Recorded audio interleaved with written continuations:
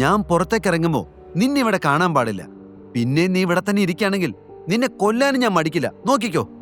അത്രയും പറഞ്ഞുകൊണ്ട് അവൾ ബാത്റൂമിലേക്ക് കയറാൻ തുടങ്ങി. അഭിനവ് ഒരു ദീർഘനിശ്വാസമെടുത്ത് തന്റെ ദേഷ്യത്തെ നിയന്ത്രിച്ചൊന്ന് ശാന്തനായി.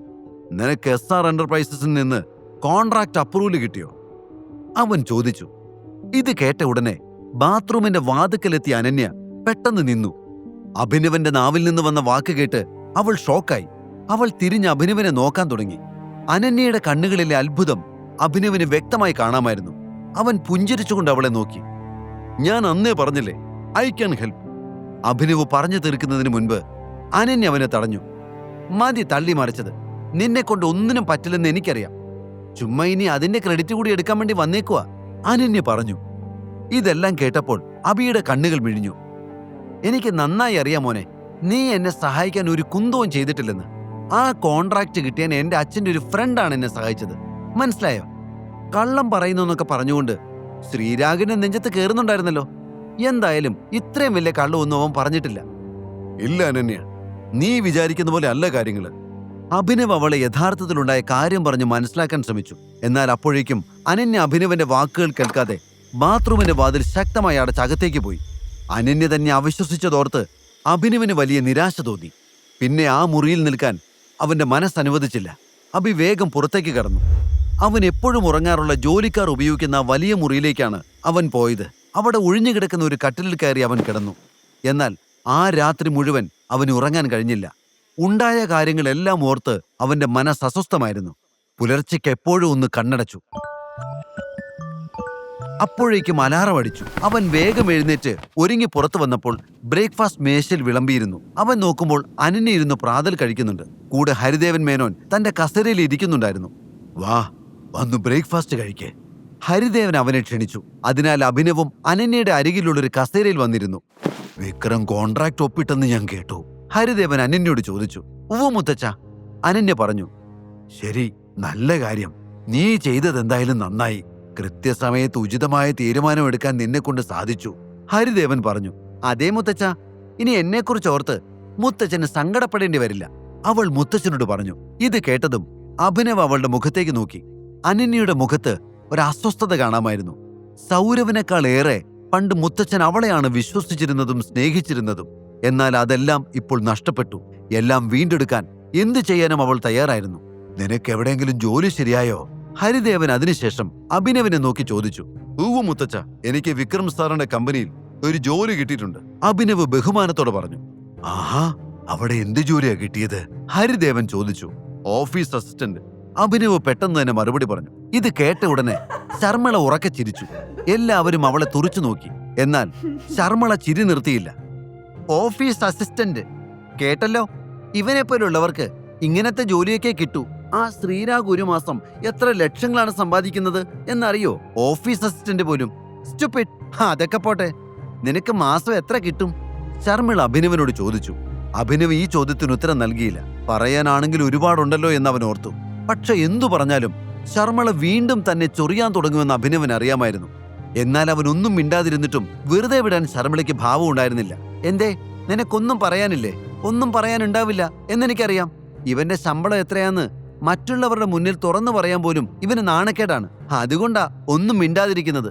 ശർമ്മിളയ്ക്ക് നിർത്താൻ ഭാവമില്ലായിരുന്നു. അതിനാൽ ഹരിദേവൻ ഇടപെട്ടു. ശർമ്മിള, ഇപ്പൊ നമ്മൾ ഭക്ഷണം കഴിക്കുകയാണ്. ഭക്ഷണം കഴിക്കുമ്പോൾ ഇത്തരം സംസാരങ്ങൾ വേണ്ട. ആരെയും കളിയാക്കാനല്ല ഞാനത് ചോദിച്ചത്. ഹരിദേവന്റെ വാക്കുകൾ കേട്ട ഉടനെ എല്ലാവരും സ്തബ്ധരായി. അഭിനവ് വേഗം ബ്രേക്ക്ഫാസ്റ്റ് കഴിച്ച് പുറത്തേക്ക് പോയി. ശർമ്മിളയുടെ കാര്യം ആലോചിച്ച് അഭിനവിന് ശരിക്കും ദേഷ്യം വരുന്നുണ്ടായിരുന്നു. അവൻ പിറുപിറുത്തുകൊണ്ട് കാറിൽ കയറി. വൈകാതെ അവൻ ഓഫീസിലെത്തി. അവൻ തന്റെ ക്യാബിനിൽ ചെന്നിരിക്കുമ്പോൾ ജെന്നിഫർ ദേഷ്യത്തോടെ അവന്റെ ക്യാബിനിലേക്ക് ഇടിച്ചു കയറി. What is this? ജെന്നിഫർ ദേഷ്യത്തോടെ ചോദിച്ചു. അവൾ ആരോടാണ് സംസാരിക്കുന്നതെന്ന് അബിക്ക് മനസ്സിലായില്ല. അവൻ തിരിഞ്ഞു തന്റെ പിന്നിലേക്ക് നോക്കി. ഇത് കണ്ട് ജെന്നിയുടെ ദേഷ്യം കൂടി. ഞാൻ നിന്നോടാണ് സംസാരിക്കുന്നത്, ജെന്നിഫർ അലറിക്കൊണ്ട് പറഞ്ഞു. ഓഹോ, എന്നോടായിരുന്നു? പിന്നെ എന്തിനാ ഇത്ര ഉറക്ക കാറുന്നത്? ഞാൻ നിങ്ങളുടെ തൊട്ടടുത്ത് തന്നെയല്ലേ ഇരിക്കുന്നത്. നമ്മൾ ചന്തയിലൊന്നുമല്ലല്ലോ, ഓഫീസിലല്ലേ. സോ കുറച്ച് മര്യാദയ്ക്കാവാം, അബി പറഞ്ഞു. അയ്യോ, ഇതാരാ മര്യാദയെക്കുറിച്ചൊക്കെ സംസാരിക്കുന്നത്? കണ്ണുമിഴിച്ച് നോക്ക്. ഈ കസ്റ്റമർ നമുക്ക് 2 സ്റ്റാർ ആണ് ഇട്ടിരിക്കുന്നത്. നീയല്ലേ ഇയാളെ ഡീൽ ചെയ്തത്? മര്യാദയ്ക്ക് സംസാരിക്കാത്തതുകൊണ്ടല്ലേ അയാൾ റേറ്റിംഗ് കുറച്ചത്. ജെന്നിഫർ അഭിനവിന്റെ മേശപ്പുറത്ത് ഒരു ഫയൽ വലിച്ചെറിഞ്ഞുകൊണ്ട് ചോദിച്ചു. അഭിനവ് ആ ഫയൽ എടുത്ത് ഒരു സെക്കൻഡ് നോക്കി. നീ എന്നെ കളിയാക്കാണോ? ഈ കസ്റ്റമർ ഒരു ലേഡിയാ. ഇന്നലെ ഞാൻ ഒരു പെൺകുട്ടിയുടെയും ഫോൺ എടുത്തിട്ടില്ല. എനിക്ക് 4 കോള് മാത്രമേ വന്നിട്ടുള്ളൂ. അത് 4 ആണുങ്ങളായിരുന്നു. മാത്രമല്ല അവരോട് ഞാൻ വളരെ മര്യാദയോടെ സംസാരിച്ചാണ് കോള് ഡിസ്കണക്ട് ചെയ്തത്. അഭി പറഞ്ഞു. എങ്കിൽ പിന്നെ ഇതെങ്ങനെ സംഭവിച്ചു? ഇപ്പൊ എനിക്ക് എക്സ്പ്ലനേഷൻ കിട്ടണം. എനിക്കറിയാം നീ നുണ പറയാണെന്ന്.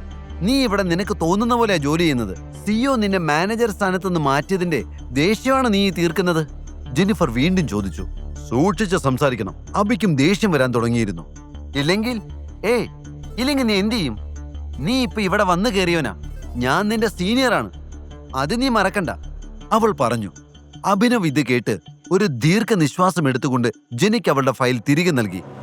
നോക്ക് ജെനി, അല്ലെങ്കിൽ തന്നെ ഞാൻ ആകെ ഭ്രാന്ത് പിടിച്ച് നിൽക്കുകയാണ്. ദൈവത്തെ ഓർത്ത് നീ ഇവിടെ നിന്ന് ഒന്ന് പുറത്തു പോകാവോ? തൽക്കാലം എനിക്ക് നിന്നോട് അടികൂടാൻ താല്പര്യമില്ല, അഭിനവ് പറഞ്ഞു. മിസ്റ്റർ അഭിനവ്, എനിക്കിതിന് എക്സ്പ്ലനേഷൻ വേണം. ഇതെങ്ങനെ സംഭവിച്ചെന്ന് നീ എന്നോട് പറഞ്ഞില്ലെങ്കിൽ ഞാൻ ഇപ്പൊ തന്നെ നിന്നെ വിക്രം സാറിന്റെ അടുത്തേക്ക് കൊണ്ടുപോകും. സാറിനെ ശരിക്കും അറിയില്ല നിനക്ക്. നിന്നെ ഈ നിമിഷം തന്നെ ജോലിയിൽ നിന്ന് സാർ പുറത്താക്കും. ജെന്നിഫർ അഭിനവിനെ ഭീഷണിപ്പെടുത്തി. ഇത് കേട്ട ഉടനെ അഭിനവിന്റെ മുഖത്തൊരു പുഞ്ചിരി വിരിഞ്ഞു. ശരി, നീ ആരോടാന്ന് വെച്ചാ പോയി പറ, ബാക്കി അപ്പൊ നോക്കാം, അഭി പറഞ്ഞു. എന്തു നോക്കാന്നാ? നീ എന്തു ചെയ്യും? ജെന്നിഫർ വീണ്ടും ചോദിച്ചു. ചേടാ, ഇതൊരു വല്ലാത്ത തലവേദനയായല്ലോ. ഞാൻ നിനക്ക് എക്സ്പ്ലനേഷൻ തന്നില്ലെന്ന് ആദ്യം നീ വിക്രം സാറിനെ അറിയിക്കേ, ബാക്കി അപ്പ പറയാൻ ഞാൻ. അഭി പറഞ്ഞത് കേട്ട ഉടനെ ജെനിക്ക് ദേഷ്യം വന്നു. അവൾ കൂർത്ത കണ്ണുകളോടെ അഭിനവിനെ നോക്കിക്കൊണ്ട് അവന്റെ ക്യാബിനിൽ നിന്നും പുറത്തേക്ക് പോയി. അഭിനവ് വരുന്ന ഫോൺ കോളുകൾ അറ്റൻഡ് ചെയ്യാൻ തുടങ്ങി. അന്നത്തെ ദിവസം മുഴുവൻ അവന് ഫോൺ കോളുകൾ വന്നുകൊണ്ടേയിരുന്നു. വിളിക്കുന്ന എല്ലാവരും അവരുടെ കംപ്ലയിൻസ് പറഞ്ഞു. അവൻ അതിന് പരിഹാരം കണ്ടെത്തി കൊടുത്തു. അഭിനവന് ഈ ജോലി തീരെ താല്പര്യമില്ലായിരുന്നു. ഏതാണ്ട് ലഞ്ച് ടൈമായി.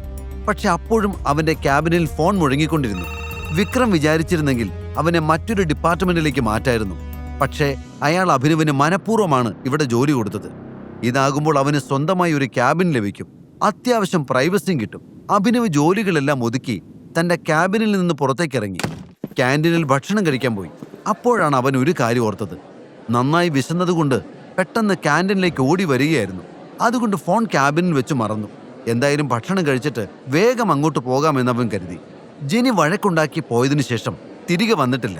തന്റെ കുറ്റവും കൊണ്ട് ചെന്നാൽ വിക്രം തന്നെ അവളെ കൈകാര്യം ചെയ്യുമെന്ന് അവൻ അറിയാമായിരുന്നു. ഭക്ഷണം കഴിച്ചു കഴിഞ്ഞ് അവൻ തന്റെ ക്യാബിനിലേക്ക് പോകുമ്പോൾ വഴിയിൽ അവൻ യാമിനിയെ കണ്ടു. അവൾ മാനേജറുടെ ക്യാബിനിൽ നിന്ന് പുറത്തേക്ക് വരികയായിരുന്നു. അവനോട് സംസാരിക്കാൻ അവൾക്ക് താല്പര്യമില്ലായിരുന്നു. അഭിനവ് കണ്ടാലും തന്നെ മനസ്സിലാകാതിരിക്കാൻ വേണ്ടി അവൾ മുടി കെട്ടിവെച്ചിരിക്കുന്നത് അഴിച്ച് താഴേക്കിട്ടു. അഭിനവും അവളെ കാണാത്തതുപോലെ നടിച്ച് നേരെ തന്റെ ക്യാബിനിലേക്ക് പോയി. അവൻ ക്യാബിനിൽ കയറിയപ്പോൾ വിക്രം ജെനിയും അവിടെ ക്യാബിനിൽ ഇരിക്കുന്നത് കണ്ടു. അഭിനവ് അവരെ രണ്ടുപേരെയും അവിടെ കണ്ട് അത്ഭുതപ്പെട്ടു. അകത്തേക്ക് വന്നപ്പോഴാണ് അവൻ ജെന്നിഫറിന്റെ മുഖം ശ്രദ്ധിക്കുന്നത്. അവളുടെ മുഖം ദയനീയമായിരുന്നു. വിക്രം അവളെ നല്ല ചീത്ത പറഞ്ഞിട്ടുണ്ടെന്ന് അതിൽ നിന്ന് അവന് മനസ്സിലായി. വിക്രം എഴുന്നേറ്റ് അബിയുടെ അരികിലേക്ക് വന്നു. അബി, എന്താ പറ്റിയത്? നിനക്കിവിടെ എന്തെങ്കിലും പ്രശ്നമുണ്ടെങ്കിൽ അത് തുറന്നു പറയാൻ മടിക്കരുത് കേട്ടോ, വിക്രം അബിയോട് പറഞ്ഞു. എന്നാൽ ഓരോന്ന് പറഞ്ഞ് അവിടെ കൂടുതൽ പ്രശ്നങ്ങൾ ഉണ്ടാക്കാൻ അബിക്ക് താല്പര്യമുണ്ടായിരുന്നില്ല. ഇവിടെ യാതൊരു പ്രശ്നവുമില്ല എന്ന് പറഞ്ഞ് അവൻ തന്റെ ചെയറിൽ വന്നിരുന്നു. എന്താ അബി, നീയും ജെന്നിഫറും കൂടി എന്തൊക്കെയോ പ്രശ്നം ഉണ്ടാക്കിയെന്ന് അവൾ പറഞ്ഞല്ലോ. എന്താണ് കാര്യം? നിനക്ക് ബുദ്ധിമുട്ടുണ്ടാക്കുന്ന ആരെയും ഞാനിവിടെ കണ്ടിന്യൂ ചെയ്യാൻ സമ്മതിക്കില്ല. അവരെല്ലാം ഇവിടുന്ന് കെട്ടുകെട്ടിക്കും. ഇത് കേട്ടതും ജെനിക്ക് ഭയം തോന്നാൻ തുടങ്ങി. സോറി സാർ, എനിക്കൊരു അബദ്ധം പറ്റിയതാണ്. ഇനി ഒരിക്കലും ഞാനത് റിപ്പീറ്റ് ചെയ്യില്ല, ജെന്നിഫർ താഴ്മയോടെ പറഞ്ഞു. അഭിനവിനെ ജോലിയിൽ നിന്ന് പുറത്താക്കൂന്നൊക്കെ പറഞ്ഞില്ലേ, അതൊക്കെ അത്ര ശരിയാണെന്ന് തോന്നുന്നുണ്ടോ ജെന്നിഫറിന്? ഈ കഥയുടെ ബാക്കി അറിയാൻ download pocket FM app. Link in description.